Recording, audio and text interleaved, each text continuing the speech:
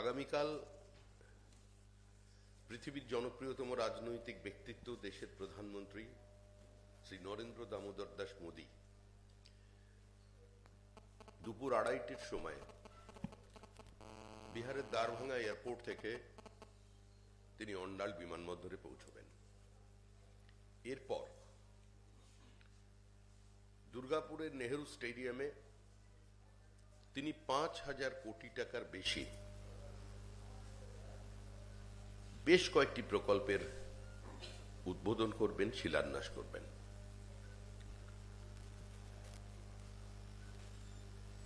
ভারতীয় জনতা পার্টি এবং ভারতীয় জনতা পার্টির নেতৃত্বে যে এনডিএর সরকার কেন্দ্রে চলেছে, এই সরকার কোনো বিমাতৃসুলভ আচরণে বিশ্বাস করে না।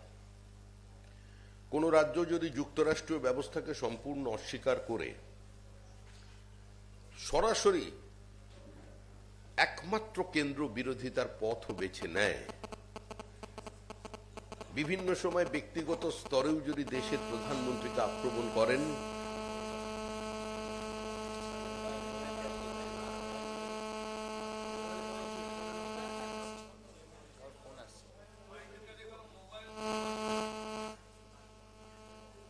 তারপরেও ভারত সরকার পশ্চিমবঙ্গের সার্বিক উন্নয়নের স্বার্থে প্রত্যেক রাজ্য যাতে এই উন্নয়নের স্পর্শ পায় এবং একটা ইনক্লুসিভ গ্রোথের লক্ষ্যে আজকে কাজ চালিয়ে যাচ্ছে। আগামীকাল প্রধানমন্ত্রী 1950 কোটি টাকার ব্যয়ে সিটি গ্যাস প্রকল্পের উদ্বোধন করবেন।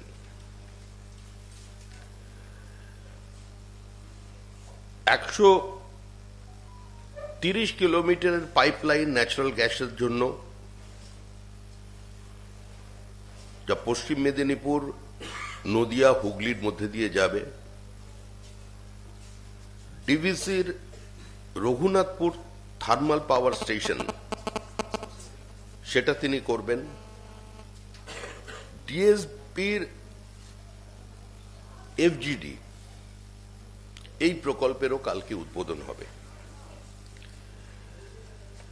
1,950 কোটি টাকার বেশি অর্থে বরাদ্দ তেল ও গ্যাস পরিকাঠামোয় প্রধানমন্ত্রী বাঁকুড়া ও পুরুলিয়া জেলার Bharat petroleum corporation limited BPCL এর সিটি গ্যাস ডিস্ট্রিবিউশন প্রকল্পের উদ্বোধন আগামীকাল হচ্ছে।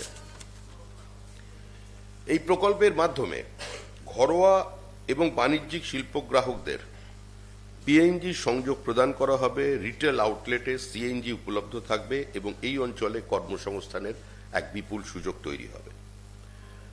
প্রধানমন্ত্রী দুর্গাপুর হলদিয়া প্রাকৃতিক গ্যাস পাইপলাইনে দুর্গাপুর থেকে কলকাতা পর্যন্ত 132 কিলোমিটার দীর্ঘ অংশটি জাতির উদ্দেশ্যে উৎসর্গ করবেন, যা প্রধানমন্ত্রীর ঊর্জা গঙ্গা প্রকল্পের অন্তর্ভুক্ত। জগদীশপুর হলদিয়া বোকারো ধামড়া পাইপলাইন প্রকল্পের অংশ।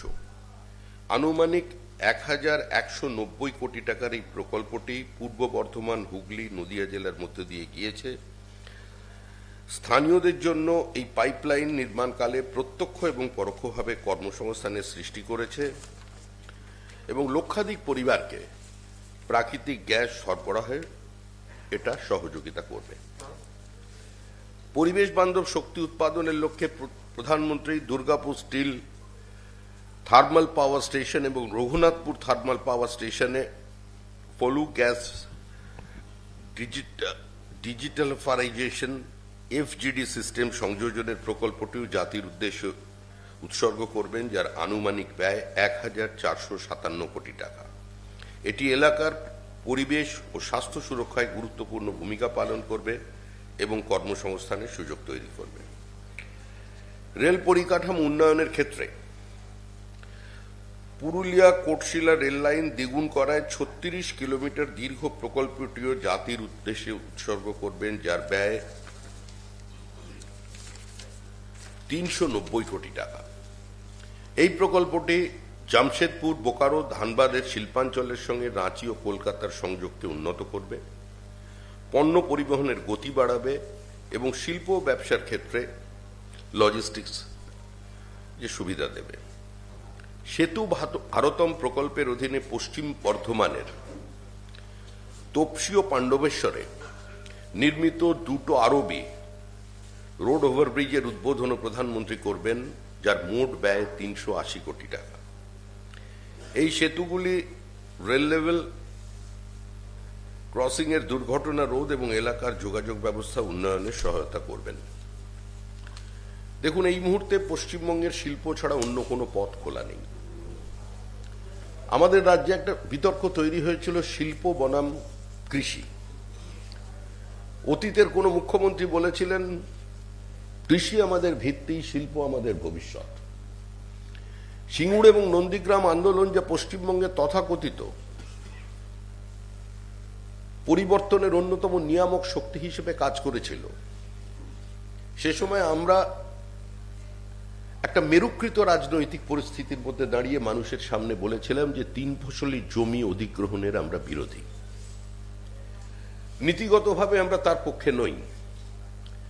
পশ্চিমবঙ্গে যদি শিল্প করতে হয় তাহলে সরকারের একটা নির্দিষ্ট জমি নীতি থাকার প্রয়োজন আছে। একটা কম্প্রিহেন্সিভ ল্যান্ড পলিসি ছাড়া ভারতবর্ষের কোনো শিল্পপতি পশ্চিমবঙ্গে বিনিয়োগ করতে আসবেন না। পশ্চিমবঙ্গের অধিকাংশ জমি চাষযোগ্য জমি, 82% জমির মালিক ছোট মালিক। এই ফ্র্যাগমেন্টেড ল্যান্ডের মধ্যে কোনো শিল্পপতি যদি এসে বাড়ির দরজায় কড়া নেড়ে কারোর 10 কাঠা, কারোর 12 কাঠা, কারোর 1 বিঘা, কারোর 1.5 বিঘা জমিকে নিতে যায়, তাহলে শিল্প স্থাপন সম্ভব নয়। আমরা 3 ফসলি জমি অধিগ্রহণের বিরোধী, কিন্তু একই সঙ্গে আমরা চাইছি যদি প্রয়োজন হয় জমি অধিগ্রহণ হবে এবং কৃষককে সঙ্গে নিয়ে সোলেসিয়ামের পরিমাণ দ্বিগুণ করে বাজার দরের থেকে 3 গুণ দামে এবং কৃষককে শিল্পের সঙ্গে যুক্ত করে তাকে শিল্পের একটা নির্দিষ্ট মালিকানা দিয়ে আমরা পশ্চিমবঙ্গে শিল্প স্থাপনের পক্ষে। যে মডেল হরিয়ানায় হয়েছে, যে মডেল পাঞ্জাবে সাকসেসফুল হয়েছে, মহারাষ্ট্রের যে অংশ হয়েছে, আজকে সেই কাজ যাতে পশ্চিমবঙ্গে হয় সেই লক্ষ্যে 2026-এ যে নতুন সরকার আসছে সেই সরকার কাজ করবে। আমরা সিঙ্গুর আন্দোলনের সময় বলেছিলাম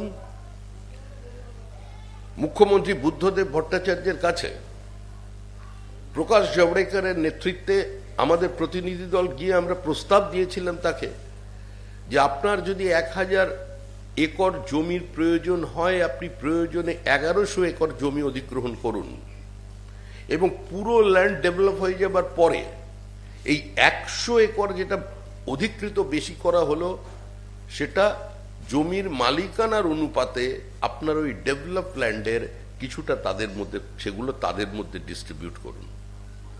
এতে সম্পূর্ণভাবেই কৃষকের সঙ্গে শিল্পের যোগাযোগ থাকবে। কৃষকের ইচ্ছার বিরুদ্ধে, কৃষককে সঙ্গে না নিয়ে সেখানে যারা ক্ষেত মজুর আছে তাদের স্বার্থকে সম্পূর্ণ অস্বীকার করে লাঙল যার জমিদার, এই বক্তব্য যারা রেখেছিলেন, এই দাবির ভিত্তিতে যারা দীর্ঘদিন আন্দোলন করেছেন, সেই আন্দোলনকে এবং সেই বক্তব্যকে, সেই অবস্থানকে মর্যাদা দিয়েই পশ্চিমবঙ্গে যে বিপুল শিল্প সম্ভাবনা আছে সেটাকে আমরা বাস্তবায়িত করতে চাই। একটা সময় হাওড়াকে বলা হতো শেফিল্ড অফ ইন্ডিয়া। টাটার কারখানা আসবার সময় বহু মানুষ যারা পাঞ্জাবে চলে গেছেন, উত্তরপ্রদেশের বিভিন্ন জায়গায় চলে গেছেন, ছোট ছোট যারা কারখানার মালিকানা করতেন সেখানে তাদের নিজের সেটআপ তৈরি করতে পেরেছিলেন। অনেক শিক্ষিত যুবক তারা নতুন করে পশ্চিমবঙ্গে ফিরে আসার একটা সম্ভাবনা তৈরি হয়েছে। কিন্তু সিপিআইএম এর অদূরদর্শিতা এবং তৃণমূলের হঠকারী আন্দোলনের ফলে পশ্চিমবঙ্গে একটা শিল্প সম্ভাবনার মৃত্যু হয়েছিল। মানুষের কাছে বার্তা চলে গিয়েছিল যে West Bengal is no more a investment friendly state, এখানে আর যাই করা যাক কোনো বিনিয়োগ করা সম্ভব নয়। আজকে পশ্চিমবঙ্গের যে করুণ অবস্থা দেখা দিয়েছে, মুখ্যমন্ত্রীর সঙ্গে যারা বিজিবিএস এর মঞ্চে থাকছেন, গত 9 বছরে তাদের ব্যালেন্স শিটটা দেখুন, তারা কোথায় বিনিয়োগ করেছেন। যারা মুখ্যমন্ত্রীর পাশে দাঁড়িয়ে আজকে বক্তব্য রাখছেন, অতীতে তাদের মধ্যেই একজন শিল্পপতি ব্র্যান্ড বুদ্ধ শব্দটি উচ্চারণ করেছিলেন। আজকে তিনিও গত 8 বছর যাবৎ তার বিনিয়োগ করছেন উত্তরপ্রদেশে এবং উত্তরাখণ্ডে। আমাদের রাজ্য থেকে এই ফ্লাইট অফ ক্যাপিটালকে আটকাবার কোথাও কোনো ব্যবস্থা নেই। এই সরকার একটা ঘোষণা সর্বস্ব সরকার। এই সরকার খেলামেলা মোচ্ছবের সরকার। একটা সোশ্যাল ওয়েলফেয়ার স্টেটে প্রান্তিক মানুষের পাশে সরকার দাঁড়াবে। সরকার তাদের ডোল দেবে, তাদের অনুদান দেবে, তাদের লক্ষ্মীর ভান্ডার দেবে, তাদের রেশন দেবে, তাদের বিনামূল্যে চিকিৎসার ব্যবস্থা করে দেবে। কিন্তু সে সঙ্গে সঙ্গে শিল্পে যাতে একটা সুস্থ প্রতিযোগিতা থাকে, বিনা বাধায় যাতে শিল্প তৈরি হয়, সেটারও দেখবার সরকারের দায়িত্বের মধ্যে পড়ে। Lower judiciary is under threat. Total absence of law and order. প্রত্যেক জায়গায় এক্সটর্শন চলেছে। কি করে পশ্চিমবঙ্গে নতুন করে কেউ বিনিয়োগ করতে আসবেন? যে দুর্গাপুরে আমরা বসে আছি, এই দুর্গাপুরকে একসময় রোড অফ জার্মানি বলা হতো। জার্মানির একটা সবচেয়ে বড় শিল্পোন্নত শহরের সঙ্গে আজকে যে দুর্গাপুরের তুলনা করা হতো, সেই দুর্গাপুর আজকে কার্যত মৃতপ্রায় হয়ে গিয়েছে। সার্ভিস সেক্টর ছাড়া অন্য কোনো জায়গায় এখানে বিনিয়োগের খুব একটা বেশি লক্ষণ দেখা যাচ্ছে না। এখান থেকে একটার পর একটা ইন্ডাস্ট্রি বাইরে চলে গেছে, বন্ধ হয়ে গেছে। ভারত সরকার তার সর্বশক্তি দিয়ে, ভারত সরকার বিনিয়োগের মধ্যে দিয়ে শিল্পগুলোকে বাঁচিয়ে রাখতে চাইছেন, কিন্তু কোনো জায়গায় রাজ্য সরকারের বিন্দুমাত্র কোনো সহযোগিতা নেই। 43টা রেলের প্রজেক্ট বন্ধ হয়ে গেছে শুধুমাত্র জমি অধিগ্রহণের জটিলতার কারণে। কলকাতায় মেট্রো রেলের সম্প্রসারণের কাজ আজকে চিংড়িহাটার কাছে গিয়ে আর থমকে গিয়েছে। সেখানকার সঙ্গে রেলওয়ে কর্তৃপক্ষের সঙ্গে এতদিন পর্যন্ত ক্যালকাটা ট্রাফিক তারা নিজেদের মধ্যে সমন্বয় করে কাজটা শেষ করতে পারল না। দিকে দিকে বিনা বাধায় যে মানুষ শিল্প করবে, মুখ্যমন্ত্রী বলছেন আমি রেড ট্যাপিজম থেকে মুক্তি দিয়ে দিয়েছি পশ্চিমবঙ্গকে, আপনারা আসুন বিনিয়োগ করুন। কিন্তু কি করে বিনিয়োগ করবে? আজকে এই শিল্পনগরীতে বসে কোনো নতুন শিল্পপতি বড় শিল্প এখানে নিয়ে এসেছেন, আজকে এরকম তো কোনো দৃষ্টান্ত নেই। আমাদের টোপোগ্রাফিক্যাল অ্যাডভান্টেজ আছে, আমাদের আনইন্টারাপ্টেড ওয়াটার সাপ্লাই আছে, আমাদের সারপ্লাস ইলেকট্রিসিটি আছে, আমাদের টাকা আছে, আমাদের মেধা আছে, আমাদের ম্যান পাওয়ার আছে, আমাদের স্কিল্ড লেবার আছে, আমাদের উচ্চশিক্ষিত ইঞ্জিনিয়ার আছে। কিন্তু তারপরেও পশ্চিমবঙ্গে কোনো ভারী শিল্প সম্ভাবনা অদূর ভবিষ্যতে মানুষ দেখতে পাচ্ছেন না। রাজ্যের শিল্পপতিরা নির্বাচনের দিকে তাকিয়ে আছেন যে যেটুকু শিল্প এখানে হয়ে গেছে তা হয়ে গেছে, এরপরে যদি আবার এই সরকারটা ফিরে আসে তাহলে তারা সেটাও ধীরে ধীরে অন্য রাজ্যে সরিয়ে নিয়ে যাবেন। একটা রাজ্য ব্রিটিশ চলে যাওয়ার সময় উৎপাদনের দিক থেকে কিংবা বাণিজ্যের দিক থেকে যার কন্ট্রিবিউশন ছিল 27% বেশি, আজকে সেটা 8% এসে দাঁড়িয়েছে। পশ্চিমবঙ্গের যে রোজগার, সে রোজগার জিএসটি যে একটা উপভোক্তা রাজ্য হিসেবে আজকে আমরা বেঁচে আছি। আজকে গোটা পশ্চিমবঙ্গকে কার্যত একটা মজদুরের রাজ্য বলে সারা ভারতবর্ষের মানুষ চিনছে। 18,000 টাকা মাইনে গ্র্যাজুয়েট ইঞ্জিনিয়ার চাকরি করছে। আপনি যদি অল্প লেখাপড়া জানেন তাহলে আপনি আইটি মজদুর, আর যদি লেখাপড়া কম জানেন তাহলে আপনি কোনো জায়গায় রাজমিস্ত্রি জোগাড়ে কিংবা গুড়গাঁও এবং নয়ডা, দিল্লির উপকণ্ঠের কোনো কোনো জায়গায় চা জল দেবার কাজ করছে বাঙালিরা। এই বাঙালির পরিচয় আজকে মুখ্যমন্ত্রী আজকে সকলের সামনে তুলে ধরেছেন। আজকে এই দুর্গাপুরের হাত ধরেই নতুন করে পশ্চিমবঙ্গের শিল্প সম্ভাবনা তৈরি হতে পারে। এখানে রেডি ইনফ্রাস্ট্রাকচার আছে, শিল্পপতিরা এখানে আসতে চান, কিন্তু শিল্প স্থাপন করবার ক্ষেত্রে দুটো সব বড় অন্তরায় হলো, এক ল অ্যান্ড অর্ডার সিচুয়েশন, আর সেকেন্ড হলো জুডিশিয়ারি। রাজ্যের সমস্ত জেলা আদালতে, মহকুমায় যত আদালত আছে সেখানে বিচার ব্যবস্থাকে প্রভাবিত করছে তৃণমূল কংগ্রেসের ছোট ছোট কর্মীরা। আজকে বিচার চলছে, জমি সংক্রান্ত কোনো বিবাদ নিয়ে বা স্থানীয় কোনো সমস্যা নিয়ে কোনো শিল্পপতি বা কোনো ছোট ব্যবসায়ী এফআইআর করেছেন, আজকে বিচার চলাকালীন সেই ঘরের মধ্যে 100 জন লোক ঢুকে পড়ছে। এরপরে কি কেউ আশা করবে যে পশ্চিমবঙ্গে শিল্পায়ন সম্ভব? একটা সরকার যারা ক্ষমতায় এসেছিল শুধুমাত্র একটা স্লোগানে, রেস্টোরেশন অফ ডেমোক্রেসি। একটা সরকার যারা বলেছিল যে কৃষি আর শিল্প হাসি আর খুশি, দুই ভাই বোন, কত নতুন নতুন ছন্দবদ্ধতা। কিন্তু পরিশেষে আমরা কি দেখলাম, যে বাঙালি শিল্পপতিরা যারা এখান থেকে পুঁজি তৈরি করেছেন তারাও এখান থেকে তাদের ফ্যাক্টরি সরিয়ে নিয়ে অন্য জায়গায় চলে যাচ্ছেন। একটা সরকার চলেছে শুধুমাত্র আবগারি আর লটারির মধ্যে দিয়ে। এভাবে কোনো রাজ্য দীর্ঘদিন এগোতে পারে না।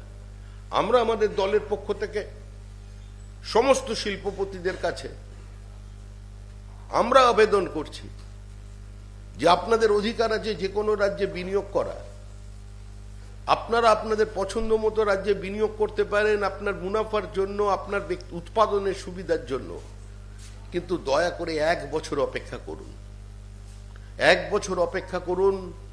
শিল্প বান্ধব পরিস্থিতি বিজেপি আপনাদের তৈরি করে দেবে প্রধানমন্ত্রী নরেন্দ্র মোদীর সহায়তায়। আমরা প্রধানমন্ত্রীকেও কাছেও আবেদন করেছি যে যেভাবে ভারত পশ্চিমবঙ্গের বিভিন্ন পার্শ্ববর্তী রাজ্য, আমরা যদি পূর্ব ভারতের দিকে তাকাই তাহলে যে ত্রিপুরা, যে আসাম, সেখানের উন্নয়নটার যে দৃশ্যমানতা, সেটা তো বাঙালিকে নতুন করে কোনো দিন বুঝিয়ে দিতে হবে না। এই সার্বিক ব্যর্থতা থেকে দৃষ্টি ঘোরানোর জন্যই তৃণমূল কংগ্রেস এখন বাঙালির আশ্রয় পৌঁছে গেছে। আমরা প্রথমে একজন ভারতীয়, তার পরে একজন বাঙালি, এই শিক্ষা তো দিয়েছেন বঙ্কিমচন্দ্র, এই শিক্ষা তো দিয়েছেন রবীন্দ্রনাথ ঠাকুর, যে রাজনৈতিক দলের জন্ম দিয়েছেন ডক্টর শ্যামাপ্রসাদ মুখার্জি, যে রাজনৈতিক দলকে লালন পালন করেছেন আচার্য দেবপ্রসাদ ঘোষ, যে বাংলার মাটিতে আমরা দাঁড়িয়ে আছি তার জন্য অবদান কাদের? শ্যামাপ্রসাদ মুখার্জি, এনসি চ্যাটার্জি, আশুতোষ লাহিড়ী, মেঘনাথ শাহ, রমেশচন্দ্র মজুমদার, যারা হিন্দু বাঙালিদের জন্য একটা সেপারেট হোমল্যান্ড তৈরি করেছেন। সেই পশ্চিমবঙ্গ আজকে একটা চরম একটা প্রশ্ন চিহ্নের সামনে দাঁড়িয়ে পড়েছে। এই নির্বাচন হিন্দু বাঙালিদের অস্তিত্ব রক্ষার জন্য শেষ নির্বাচন। এই নির্বাচন প্রগতিশীল, মুক্ত মনের ভারতীয় মুসলমানদের জন্য শেষ নির্বাচন। এই র্যাডিক্যালাইজেশনের বিরুদ্ধে সারা পৃথিবী আজকে লড়াই করছে। পশ্চিমবঙ্গকে নিজেদের মতো করে লড়াই করতে হবে।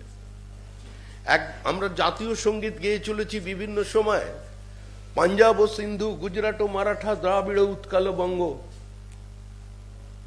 সিন্ধুর গোটাটাই নেই, বাংলার অর্ধেকটা নেই, পাঞ্জাবের অর্ধেকটা নেই, কিন্তু যিনি এই অর্ধেকটা রেখে দিয়ে গেছেন সেই ডক্টর শ্যামাপ্রসাদ মুখার্জি। আজকে তার দল বিজেপির পক্ষ থেকে আমরা সমস্ত মানুষের কাছে আহ্বান জানাচ্ছি যে দল মত নির্বিশেষে আগে রাজ্যটাকে বাঁচান।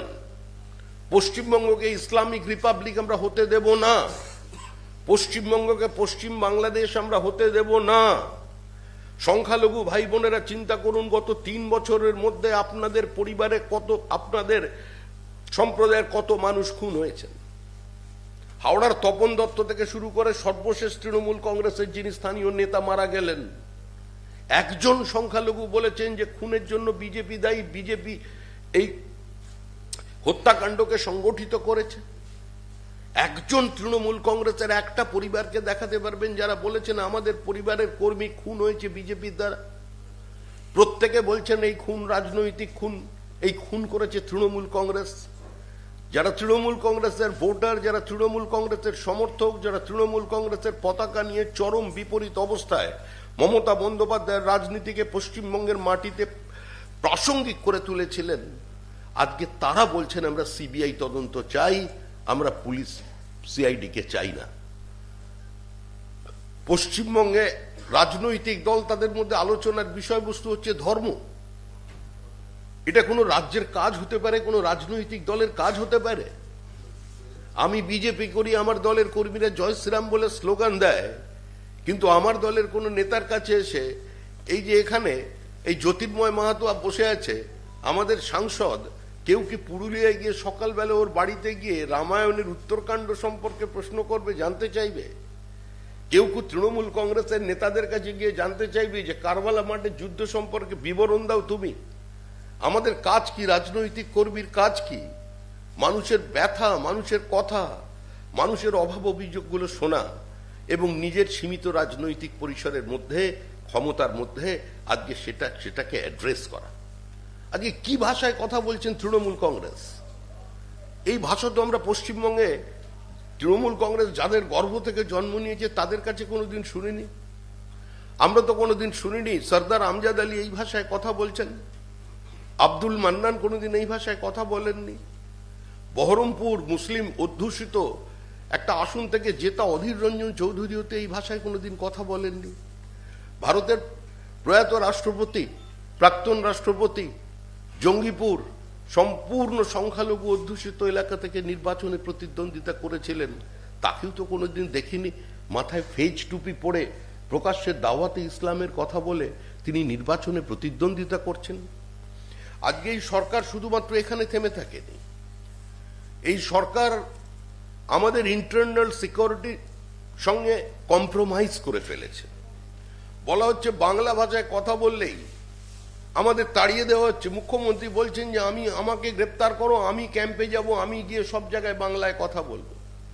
আর আমরা বিজেপির পক্ষ থেকে দায়িত্ব নিয়ে বলছি, ভারতবর্ষের যেখানে যেখানে বাঙালি আছে, সর্বভারতীয় তৃণমূল কংগ্রেস এর সামনে আমাদের এটা চ্যালেঞ্জ।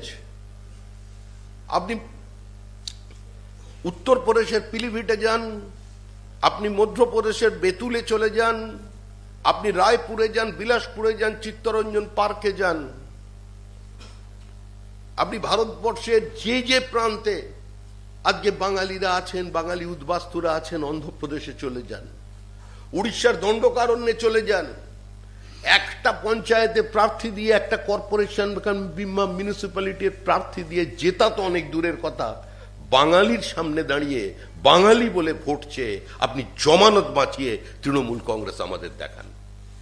একটা এলাকায়, সারা ভারতবর্ষের এক জায়গায় যেখানে বাঙালিরা থাকে, বাঙালি অধ্যুষিত সমস্ত ভোটার বাঙালি, আমরা চিহ্নিত করে দিচ্ছি। পঞ্চায়েতে দাঁড়ান, মিউনিসিপ্যালিটিতে দাঁড়ান, কর্পোরেশনে দাঁড়ান, আপনি নির্বাচিত হওয়ার অত অনেক দূরের কথা, আপনি নোটার বেশি ভোট পেয়ে দেখান তৃণমূল কংগ্রেস যারা বাঙালিদের প্রতিনিধিত্ব করছেন। বাঙালির প্রতিনিধিত্ব মানে কি? বাঙালির প্রতিনিধিত্বের চেহারা হচ্ছে এটা। আপনার সুইটি বিবি, কুরবান শেখ, ইমান শেখ, দিল্লি পুলিশ 21শে জুন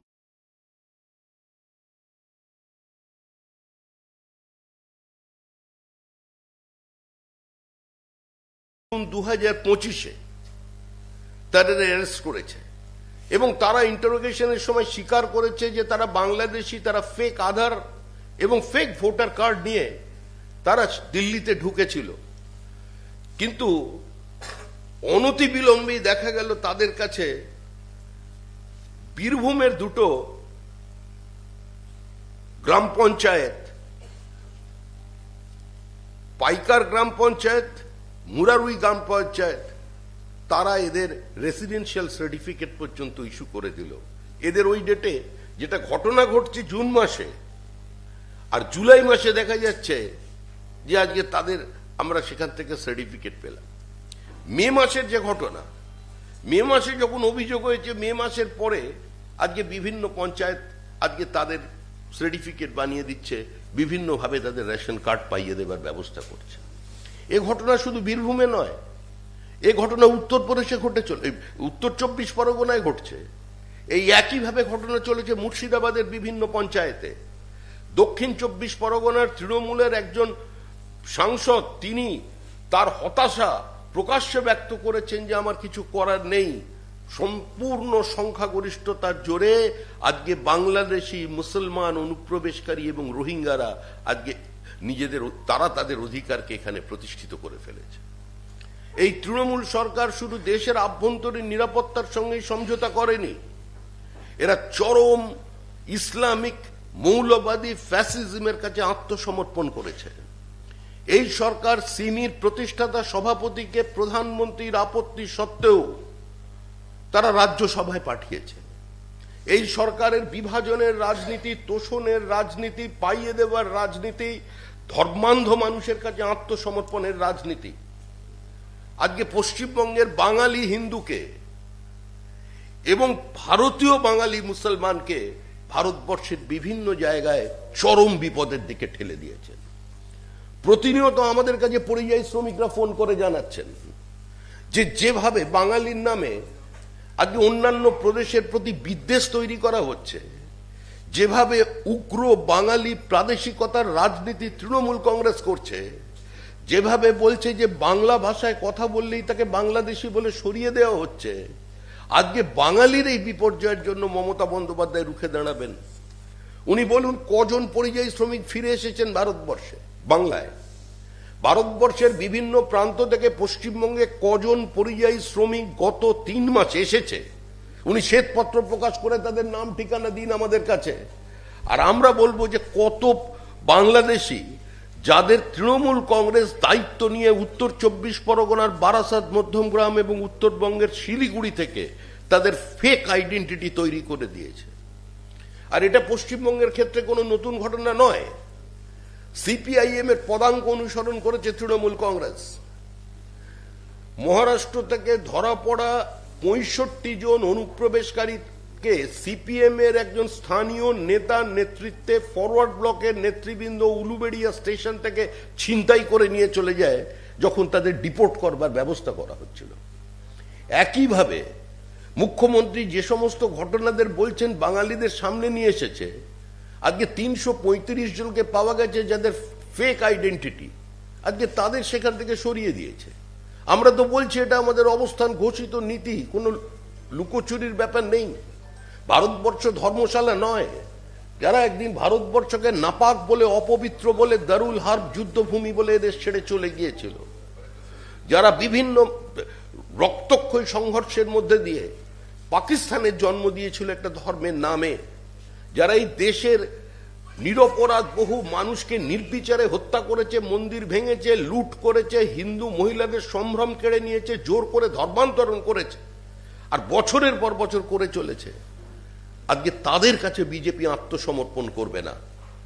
আমাদের অবস্থান যা ছিল এখনো তাই আছে। আমরা যে কোনো মূল্যে পশ্চিমবঙ্গের ভোটার লিস্টকে আমরা পরিচ্ছন্ন করব। পশ্চিমবঙ্গের যে ভোটার তালিকা নিয়ে নির্বাচন হবে তাতে রোহিঙ্গা থাকবে না, বাংলাদেশি মুসলিম অনুপ্রবেশকারী থাকবে না, তৃণমূলের ঢোকানো জাল ভোটার থাকবে না। মুখ্যমন্ত্রী যদি মনে করেন যে নির্বাচন কমিশনের এই প্রচেষ্টা পিছনের দরজা দিয়ে এনআরসিকে ফিরিয়ে আনার একটা প্রচেষ্টা, সেটা তিনি মনে করতে পারেন, কিন্তু তারপরেও বলছি মনে করাতে কিছু এসে যায় না। পশ্চিমবঙ্গের নিরাপত্তার স্বার্থে পশ্চিমবঙ্গকে ইসলামিক রিপাবলিক বানিয়ে দেবার যে চক্রান্ত হচ্ছে, চিকেন নেকের ওপরে দখলদারির জন্য যে ষড়যন্ত্র হচ্ছে, তাকে আটকানোর জন্য, আমাদের পশ্চিমবঙ্গকে সুরক্ষিত করবার জন্য আজকে বিজেপির পক্ষ থেকে এই প্রচেষ্টা জারি থাকবে সর্বস্তরে।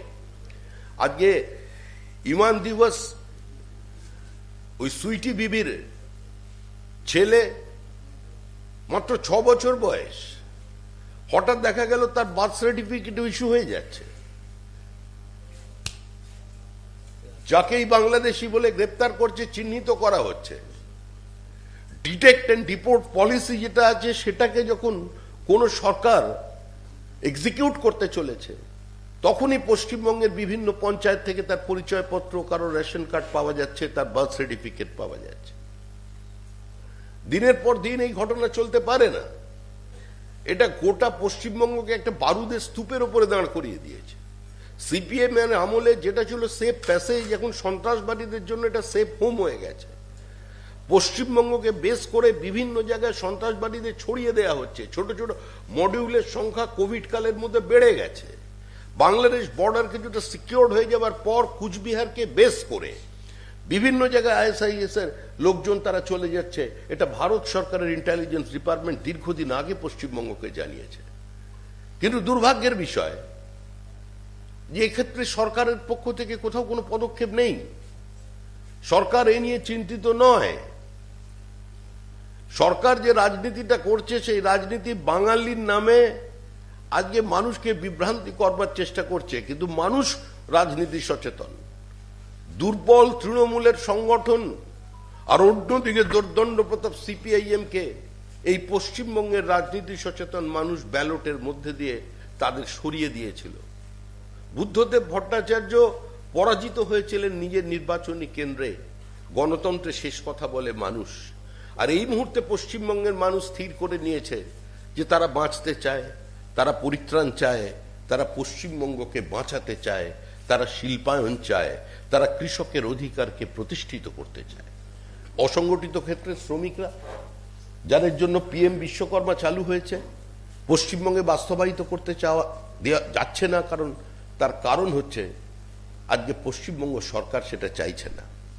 পিএম জন্মন আদিবাসীদের জন্য যে প্রকল্প, এই অঞ্চলে বহু আদিবাসী আছেন যারা তার সুবিধা পেতে পারতেন, কিন্তু আজকে সেই কাজে এই সরকার, রাজ্য সরকারের কোনো উৎসাহ নেই। পিএম শ্রী পশ্চিমবঙ্গে বাস্তবায়িত হচ্ছে না। গরিব মানুষের মাথার উপরে ফ্যান চলবে, তার বাড়িতে আলো জ্বলবে। পিএম সূর্যঘর যোজনা পশ্চিমবঙ্গে বাস্তবায়িত করা যাচ্ছে না। কোন শিল্পপতির অদৃশ্য অঙ্গুলি হেলনে কার কাজে আত্মসমর্পণ করেছে তৃণমূল কংগ্রেস, কাদের কারণে এই প্রকল্প বাস্তবায়িত হচ্ছে না, আজকে সেটা বিশেষ করে চিন্তা ভাবনা করা দরকার। এবং সার্বিকভাবে আগামীকাল প্রধানমন্ত্রীর যে সভা, সেই সভায় 5,000 কোটি টাকার বেশি প্রকল্পের তিনি এখানে শিলান্যাস করবেন। আর এই শিলান্যাস অতীতের রেলের শিলান্যাস নয়, যা আমাদের কার্যত প্রস্তর যুগে ফিরিয়ে নিয়ে গিয়েছিল। এই শিলান্যাস সেই শিলান্যাস নয় যার পরে কোনো রেলমন্ত্রী বলেছিলেন যে ভারতের রেল এখন আইসিইউতে চলে গেছে এবং আমি তাকে বার করে আনার চেষ্টা করছি। এটা নরেন্দ্র মোদীর শিলান্যাস, এটা নরেন্দ্র মোদীর গ্যারেন্টি, কাজ শেষ হবার গ্যারেন্টি। সারা ভারতবর্ষের মানুষ দেখতে পেয়েছেন যে আজকে একটা বিপরীত অবস্থার মধ্যে থেকে, বিপরীত অর্থনৈতিক অবস্থায় সারা পৃথিবীতে যখন একটা অর্থনৈতিক মন্দা দেখা দিয়েছে, কোভিড কালের পরেও কি করে একটা সরকার 56টার বেশি সামাজিক প্রকল্পকে বন্ধ না করে চালিয়ে যাচ্ছে, 80 কোটি মানুষকে বিনা পয়সায় রেশন দিচ্ছে। কি করে একটা সরকার কোভিডে শুধু নিজের দেশের মানুষকে 2বার করে ভ্যাকসিন দেননি, 82টা দেশকে কোভিডের সময় তাদের পাশে দাঁড়িয়েছে, তাদের সাহায্য করেছে। এই সরকার দেখিয়েছে এবং মানুষকে বিশ্বাস করাতে পেরেছে যে সরকার তরুণ প্রজন্মের চোখ দিয়ে, আধুনিক ভারতের চোখ দিয়ে আজকে সারা পৃথিবীকে দেখছে। এই সরকার প্রত্যাঘাত দেখিয়েছে। এই সরকার অপারেশন সিঁদুরের মধ্যে দিয়ে পাকিস্তানকে বুঝিয়ে দিয়েছে যে এখন পর্যন্ত পাঞ্জাব এর এয়ার স্ট্রিপে আমরা গিয়ে মারলাম, কিন্তু এরপরে কোথায় কোথায় কি পড়তে পারে, আবার যদি ক্রস বর্ডার টেরোরিজম হয় তাহলে সেটা কিন্তু ঈশ্বরই জানবেন। ধন্যবাদ।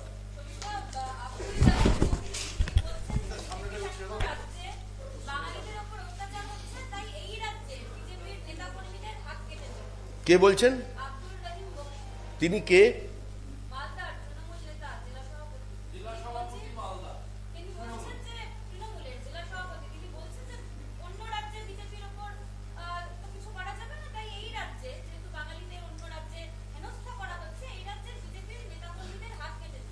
তাহলে আপনি নিশ্চিত থাকতে পারেন আজকে রাত্রি 11:30টার সময় শুভেন্দু অধিকারীর কাছে উনি টেলিফোন করবেন, নিশ্চিত। নিশ্চিত যে যার যত বেশি রণহুঙ্কার, গভীর রাতে তার তত ফোন। কোথায় যেতে চায় আমি জানি না, আমি বলছি যে যত বেশি হুমকি দিচ্ছেন দলের মধ্যে টিআরপি বাড়ানোর জন্য, তিনি তত বেশি বিজেপিকে ফোন করছেন। আর যারা এই ধরনের বাঙালি বিদ্বেষ তৈরি করছে, এবার যদি গুজরাটে কত লক্ষ বাঙালি এই মুহূর্তে কাজ করছে, কজন ফিরে এসেছে? উত্তরপ্রদেশ বিজেপি শাসিত রাজ্য, কত বাঙালি কাজ করে? হরিয়ানায় বাঙালি বিজেপি শাসিত রাজ্য, কত বাঙালি কাজ করছে? বেঙ্গালুরুর দ্বিতীয় কথ্য ভাষা বাংলা, 14,60,000 ছেলে মেয়ে চাকরি করছে। আমাদের রাজ্যে শিক্ষিত তরুণ তরুণী, কারণ এ রাজ্যে তাদের চাকরি নেই। চাকরি থাকলে 16 থেকে 18,000 টাকা গ্র্যাজুয়েট ইঞ্জিনিয়ারের মাইনে।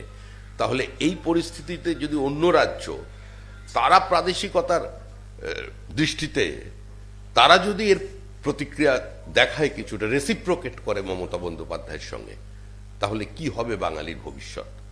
30 লক্ষের বেশি পরিযায়ী শ্রমিক, আবার তৃণমূল বলছে না 30 লক্ষ, 40 লক্ষ নয়, 20 লক্ষ পরিযায়ী শ্রমিক আছে। যে রাজ্যে মুখ্যমন্ত্রী বলছেন আমি কৃষকের রোজগারকে 3 গুণ করে দিয়েছি আর আমার স্টেট জিডিপি ন্যাশনাল জিডিপির থেকে বেশি, সে রাজ্য থেকে এত মানুষ বাংলার বাইরে যায় কেন? মুখ্যমন্ত্রী তো বলেছিলেন কোভিডের পরে যে আর কেউ বাংলার বাইরে কাউকে যেতে হবে না, আমি সমস্ত মানুষের জন্য কাজের ব্যবস্থা করে দিচ্ছি। তাহলে কেন মুখ্যমন্ত্রী আজকে এদের ব্যবস্থা করেননি? তিনি উত্তর দিন, এত মানুষ বাংলার বাইরে কি করছেন? যেখানেই কোনো নির্মীয়মান বাড়ি ভেঙে পড়ছে, তার তলায় পাওয়া যাচ্ছে ওই মুর্শিদাবাদ কিংবা উত্তর 24 পরগনার কোনো সংখ্যালঘু শ্রমিককে। যেখানেই কোনো টানেলের মুখ বন্ধ হয়ে যাচ্ছে, মানুষ আটকা পড়া যাচ্ছে, ভেতরে অবশ্যই কোনো না কোনো বাঙালি আছে। তো এই ধরনের বিবৃতি আমার মনে হয় সচেতন মানুষ আর গ্রহণ করবে না। তৃণমূল কংগ্রেসের কোনো বক্তব্যের কোনো প্রতিষ্ঠা এই মুহূর্তে পশ্চিমবঙ্গের জনমনে নেই। তৃণমূল যাচ্ছে, তৃণমূল যাবে, তৃণমূলের পরাজয় অবশ্যম্ভাবী, মানুষ তৃণমূলের বিসর্জন দেবে।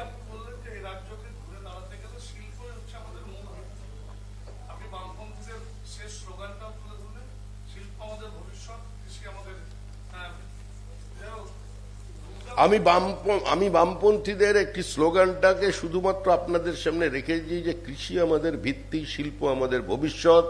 এর অর্থ এই নয় যে আমি 3 ফসলি জমিকে অধিগ্রহণ করব, আমি কৃষকের ইচ্ছার বিরুদ্ধে তার ধানের গোলায় আগুন লাগাবো, আমি হাওয়াই চটি পড়া পুলিশ বলে নামিয়ে দিয়ে স্বতঃস্ফূর্ত কৃষকের আন্দোলনের ওপরে ঝাঁপিয়ে পড়ব। আমরা বলছি যে কৃষককে যদি তার জমি নেওয়া হয়, অবশ্যই 3 ফসলি নয়, তাকে শিল্পের মালিকানা দেয়া হবে, সেই শিল্পের অংশীদারিত্ব দিয়ে তাকে একটা শিল্প অঞ্চলে একটা ডেভেলপ ল্যান্ড দিয়ে আমরা পশ্চিমবঙ্গের শিল্পায়ন চাই। এবং এই মডেল বিভিন্ন রাজ্যে, শুধু বিজেপি শাসিত রাজ্যে নয়, কংগ্রেসও এই মডেল নিয়ে কাজ করেছে এবং তাতে তারা সাফল্য পেয়েছে। আজকে পশ্চিমবঙ্গে কেন বিনিয়োগ নেই? আজকে এমএসএমই একবার শ্বেতপত্র প্রকাশ করে দেখান না মানুষকে, এমএসএমইতে পশ্চিমবঙ্গ 1 নম্বরে। কি করে 1 নম্বরে হয় এমএসএমইতে? যেখানে কোনো ভারী শিল্প নেই সেখানে অ্যানসিলারিজতে এমএসএমইতে 1 নম্বর কি করে? পানের দোকান, চায়ের দোকান থেকে শুরু করে সিঙ্গাড়া জিলিপি সমস্ত দোকানের তালিকায় নাম ঢুকিয়েছে।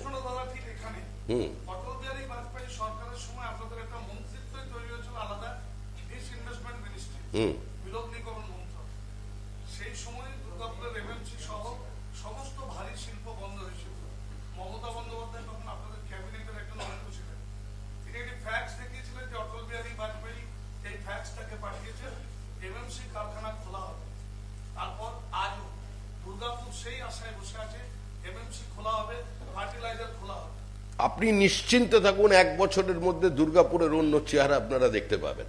দুর্গাপুরের কেন্দ্রীয় সরকার বিনিয়োগ বাড়াচ্ছে, যে কারখানা বন্ধ হয়ে গেছে সেটা আধুনিকীকরণের মধ্যে দিয়ে, কেন্দ্র রাজ্য সমন্বয়ের মধ্যে দিয়ে এখানের কারখানার পুনরুজ্জীবন হবে।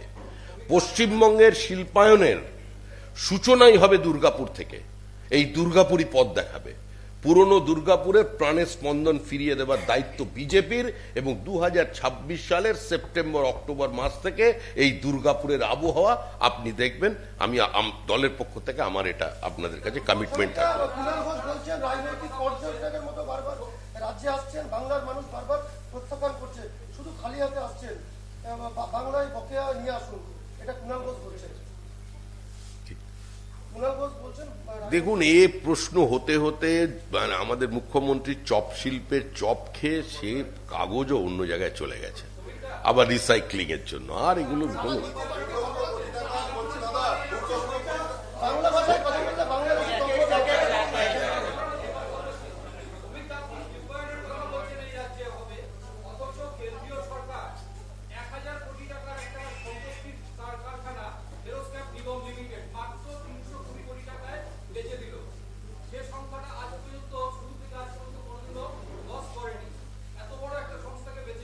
দেখুন, সরকার কোনো ব্যবসা করবে না। সরকার ব্যবসা করবার মতো পরিবেশ সৃষ্টি করবে। শুধু জাতীয়করণের মধ্যে দিয়ে দীর্ঘদিন কোনো সরকার একটা বিরাট অর্থনৈতিক চাপ নিতে পারবে না। আর একটা শিল্প বাস্তবে যেখানে দেখা যায় বাইরের যে চেহারায় ক্যালকুলেশন করা যায় 1000 কোটি, যখন সেই শিল্পের বিলগ্নীকরণ হয় তখন বিলগ্নীকরণের পরিমাপটাও অন্যভাবে হয়। যেটা হয়েছে সেটা টেন্ডারের মাধ্যমে হয়েছে, স্বচ্ছতার সঙ্গে হয়েছে, কোথাও কোনো দুর্নীতির অভিযোগ নেই এই সরকারের বিরুদ্ধে। তারপরেও আমি বলছি যে পশ্চিমবঙ্গে নতুন করে শিল্পায়ন সম্ভব, কিন্তু যদি কেউ মনে করে থাকেন যে কেন্দ্র সরকার এসে একটার পর একটা এখানে শিল্প তৈরি করে দেবে, সেটা তো সম্ভব নয়। কেন্দ্র সরকার ইনফ্রাস্ট্রাকচার তৈরি করবে। কেন্দ্র সরকারের কাছে যে কটা প্রকল্প আছে সেই প্রকল্পগুলোর উপরে যাতে বিনিয়োগ বাড়ানো যায়, পরিকাঠামোগত যদি উন্নয়ন হয়, গ্যাসের পাইপলাইন যাতে বসে, রেল কেন্দ্রীয় সরকারের ক্ষেত্রে সেখানে যাতে আরোপি হয়, যোগাযোগ ব্যবস্থাকে আরো দৃঢ় করা যায়, পণ্য পরিবহনের ক্ষেত্রে মালবাহী বিভিন্ন কোচের ক্ষেত্রে আরো যাতে দ্রুততার সঙ্গে আমরা আমাদের পার্শ্ববর্তী রাজ্য মানে মিনারেল রিচড আমাদের ঝাড়খণ্ডের সঙ্গে উড়িষ্যার সঙ্গে যোগাযোগ স্থাপন করা যায়, সেটার উপর এমফাসাইজ করাই হচ্ছে কেন্দ্রীয় সরকারের পলিসি এবং লক্ষ্য। একজন প্রধানমন্ত্রী আলিপুরদুয়ারের সভা থেকে আজ থেকে 50 দিন আগে তিনি বলেছিলেন একজোট হয়ে নেমে পড়ুন। আগামীকাল নতুন ক্যাপ্টেন শ্রমিক ভট্টাচার্যের বঙ্গ বিজেপির একজোট ছবি কি দেখা যাবে? দিলীপ ঘোষ, শুভেন্দু অধিকারী কি মঞ্চে থাকছেন? ক্যাপ্টেন বলে কোনো কিছু কোনো রাজনৈতিক হল বলে তো আমাদের জানা নেই, আর আমাদের সেটা রাজনৈতিক সংস্কৃতিও নয়। সভাপতি একটা বহমানতা। আগে সুকান্ত অধিকারী সভাপতি ছিলেন, মজুমদার সভাপতি হয়েছিলেন, এখন ঘটনাচক্রে আমি সভাপতি, আগামী দিনে আরেকজন কেউ সভাপতি হবেন। কিন্তু বিজেপির মঞ্চে কারা থাকবেন সেটা বিজেপি স্থির করবে, এবং আমাদের পার্টির গঠনতন্ত্র মেনে পার্টির নিয়মানুসারে যাদের যাদের থাকার কথা তাদেরকে আপনারা মঞ্চে দেখতে পাবেন। রাজ্যের প্রাপ্য 2 লক্ষ কোটি টাকা আটকে রেখেছে কেন্দ্রীয় সরকার, অভিযোগ করছেন তৃণমূল সাংসদ কীর্তি আজাদ। কে? কীর্তি আজাদ তৃণমূল সাংসদ। উনিও করছেন, ভালো। তা কখনো শুনি 1 কোটি 80 লক্ষ, কখনো 1 কোটি 60 লক্ষ, কখনো 2 কোটি 20 লক্ষ, আবার মানে 200 কোটি, মানে 1000 কোটি, এইসব কতকার হিসাবে তো মেলাতেই পাচ্ছি না কে কি বলছে। একদম সোজা উত্তর একটাই, এই নিয়ে আমি আর কোন প্রশ্ন নেব না। কেন্দ্র সরকার বলেছে টাকা নাও, হিসাব দাও। রাজ্য সরকার বলছে টাকা নেওয়া আমাদের অধিকারের মধ্যে পড়ে, কিন্তু টাকা দেওয়া, হিসাব দেওয়াটা আমাদের অভ্যাসের মধ্যে পড়ে না, সেজন্য সম্ভব হচ্ছে না।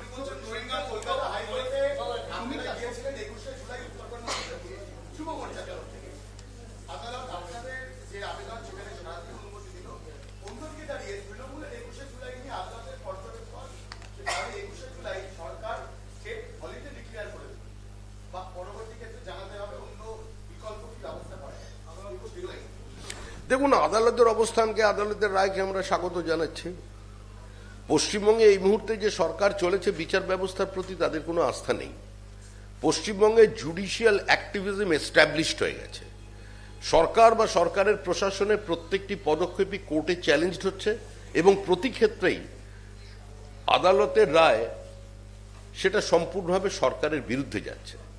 রাজ্যের বিরোধী রাজনৈতিক দলকে কোনো সভা করতে গেলে বিরোধী দলনেতা, যিনি সংসদীয় গণতন্ত্রে যার জায়গা মুখ্যমন্ত্রীর পরে, তাকে একটা মিছিল করতে গেলে আজকে যদি হাইকোর্টের দরজায় যেতে হয়, সে রাজ্যে আর যাই হোক কোনো গণতান্ত্রিক ব্যবস্থা অবশিষ্ট আছে বলে আমার মনে হয় দেশের কোনো মানুষ বিশ্বাস করবে না। কি চলছে সাইড থেকে, কি হচ্ছে বলে, কি চলছে ওদিকে?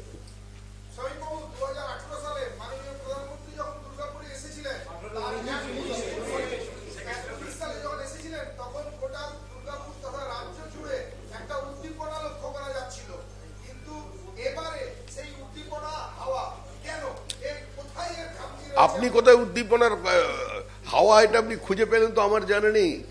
কালকে জনপ্লাবন দেখবেন নেহেরু স্টেডিয়ামে, উপচে পড়বে মানুষ, জায়গা দিতে পারবেন না। প্রধানমন্ত্রী, ওই আমি হিসাবে যাচ্ছি না, প্রধানমন্ত্রীর জনসভাকে কেন্দ্র করে উদ্দীপনা কি আছে সেটা কালকে সেটা আপনি দেখতে পাবেন। আর 2019-এর যে প্রসঙ্গ বলছেন, যে ওনার থেকে দুর্গাপুরের মানুষ অনেক বেশি কিছু প্রত্যাশা করেছিলেন।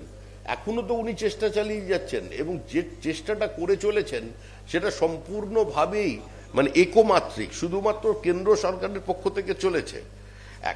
একটি যুক্তরাষ্ট্রীয় ব্যবস্থার মধ্যে যদি কেন্দ্র রাজ্য সুসম্পর্ক না থাকে, যদি সমন্বয়ের পরিবর্তে কেউ সংঘর্ষের পথ বেছে নেয়, তাহলে সে রাজ্যে কোনোদিন উন্নয়ন সম্ভব নয়।